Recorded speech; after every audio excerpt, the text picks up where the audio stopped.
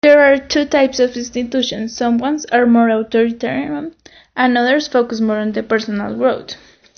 In the example we will see, we can identify two types of education systems. The first seeks to have a greater dynamics of the student to learn, and the second is more rigid.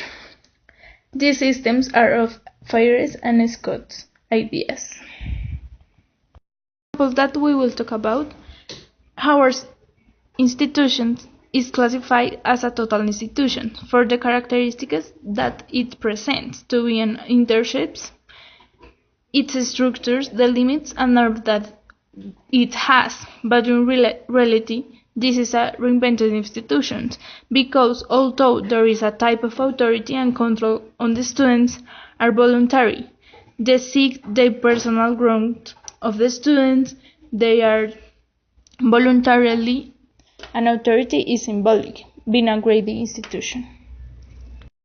For explain the two types of institutions, we can start with a Scott system. There is more rigid than the fire system, where there is developed social, personal, academic tools in the person, but in this there is more authority. The academic things are imposed, where the control of what is taught, since in the lectures and the grades that the persons receive, the identity is encouraged in developed more the academic thing in personal growth. There is a control of life and behavior that they should have in society. So in Hogwarts we find this type of characteristics remarked when Umbridge follows the system stipulated by the Ministry, pretending that her students develop their own criteria and maintaining them to study their proper. So they stay full of rules and norms.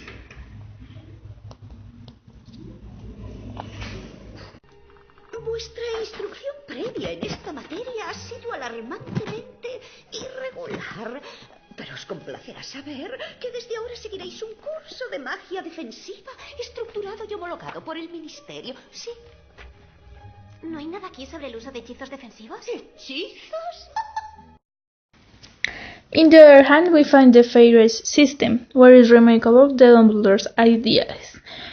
The purpose of these education systems is to increase the practical learning for his students, where the students have their own idea, developing a critical thinking. Also, the students is molded with your own identity and tools. It's important to note that these systems have rulers, have symbolic control, but the students develop their own criteria to study. There's something that matters even more: believing in yourself. Think of it this way: every great wizard in history has started out as nothing more than what we are now, students. If they can do it, why not us?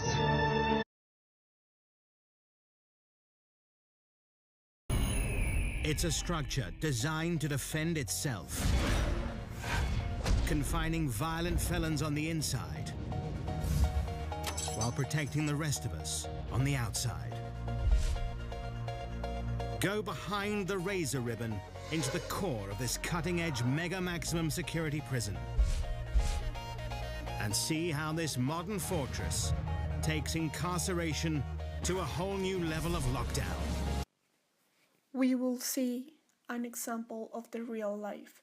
The name of the jail is North Branch Correctional Institution.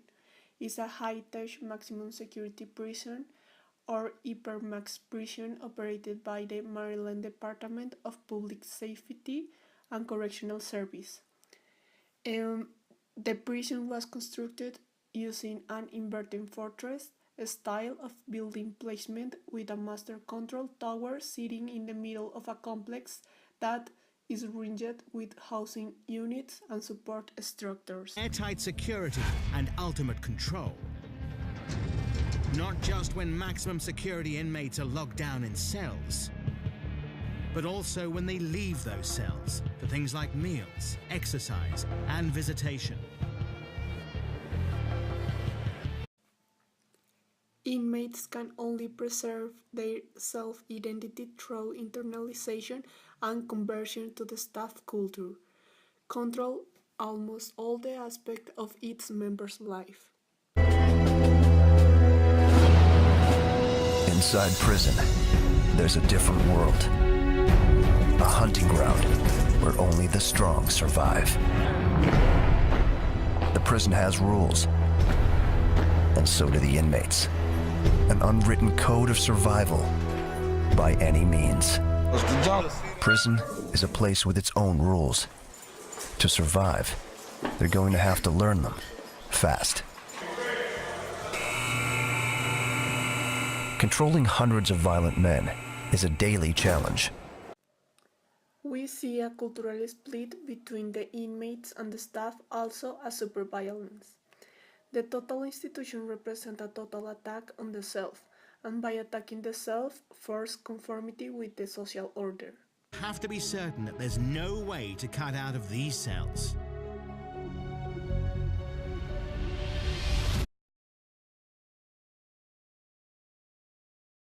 Therapeutic clinics. An example of this is Pineview Institute in the series Bates Motel. This is a reinventive institution because here, Norman Bates is redefined as a guest who makes an active choice to be here. His behavior is being evaluated by the staff and the doctor who make a diagnosis and decide how much time he needs to be here. Therapy is a two-person job, so Norman communicates his thoughts and feelings while the doctor listens carefully and tries to get Norman's trust. Also, he tries to find a way for Norman to self-discovery with the help of the institution values and the reconstruction of the self with a more human treatment. The aim of this type of institution is to provide a social and emotional support for those who have mental health problems with the involvement of the doctor and a plan of treatment. All of this is implied on a journey of self-discovery and to learn social and practical skills to equip them for life in the outside, with a daily routine, a co-residence with the staff and fellow, supported group meetings, and classes of art, yoga, and sports. All of these represent the four key aspects given by Morris in 1979. Permissiveness, represented by the liberal politics and the tolerance to break the rule. But if someone breaks the rules several times, the sanction is graded hierarchy, starting with locking them in the room or taking them to isolation. Democratization, by letting the patient receive the information of the treatment. Reality confrontation, with love when they make a mistake. And communalism, when they feel part of the institution. All of these represent a preventive institution.